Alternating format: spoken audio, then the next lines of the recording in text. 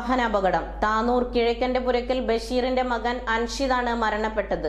ഒപ്പമുണ്ടായിരുന്ന ബാസിത്തിനെ കോട്ടക്കലിൽ സ്വകാര്യ ആശുപത്രിയിൽ പ്രവേശിപ്പിച്ചു.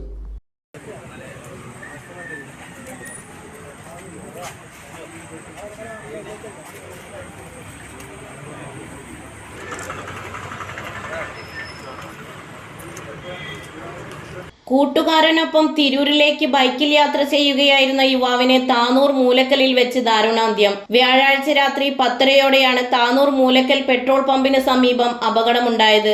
കൂടെ ഉണ്ടായിരുന്ന സുഹൃത്ത് ബാസിത്തിനെ ഗുരുതര പരിക്കുകളോടെ കോട്ടക്കലിലെ സ്വകാര്യ ആശുപത്രിയിൽ പ്രവേശിപ്പിച്ചു.